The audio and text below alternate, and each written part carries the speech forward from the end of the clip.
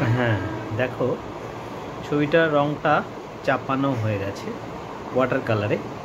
তো ভিডিও করার কোনো অপশান নেই, তাই আমি ভিডিওটা করতে পারলাম না। একটা কার্টিজ পেপারে, নর্মাল একটা কার্টিজ পেপারে ছবিটা করছি।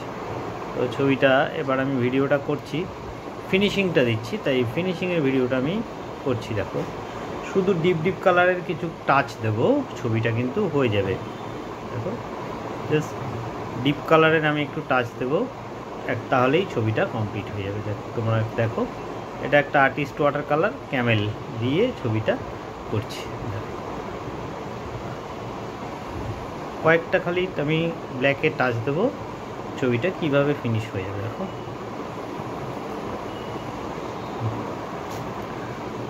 ভালো লাগে এই ধরনের ছবি আঁকতে, কিন্তু এগুলো আঁকতে ভালো লাগে, দেখাতেও ভালো লাগে, কিন্তু এগুলো তোমরা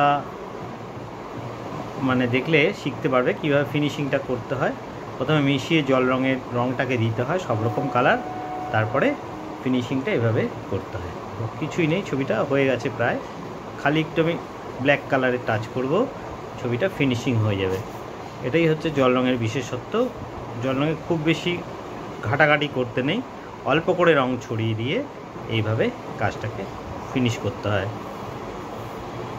আস্তে আস্তে করে, যত বেশি কম ঘাটবে তত ভালো, যত তাড়াতাড়ি ছেড়ে দেবে ছবিটাকে।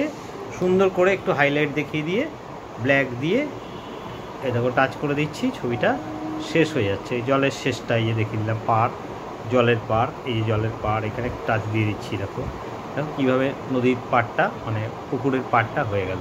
ঠিক আছে, এইবার তোমার এই যে হাঁড়িটা, যে কলসিটার এই যে মুখের ভেতরে ডার্ক দিলাম, গলায় একটু ডার্ক দিলাম, দিয়ে জাস্ট মাঝখানটা একটু দিয়ে দিচ্ছি, যেহেতু ওই দিক থেকে আলোটা আসছে। দেখো এই দেখো, এখন দেখবো হাঁড়িটা মাটির একটা কলসি হয়ে যাবে, একটা গ্রামে মাটির কলসি হয়ে যাবে। দেখো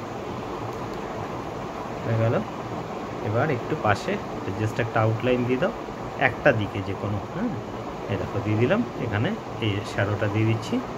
আর এই যে এটার যে ঢেউটা আছে, ঢেউয়ের ভাজে ভাজে জাস্ট কয়েকটা দিয়ে দিলাম। এই দেখো, এবার এই ভদ্রমহিলা তার যে হাতটা, দেখো নিচের হাতটা একটু আমি ডার্ক দিচ্ছি, এই দেখো দিয়ে গ্যাপ রাখলাম, হাতের এই আঙুলটা দিয়ে দিলাম। এই দেখো শাড়ির মধ্যেও তাই একটুখানি জাস্ট টাচ দেবো, চোখেও তাই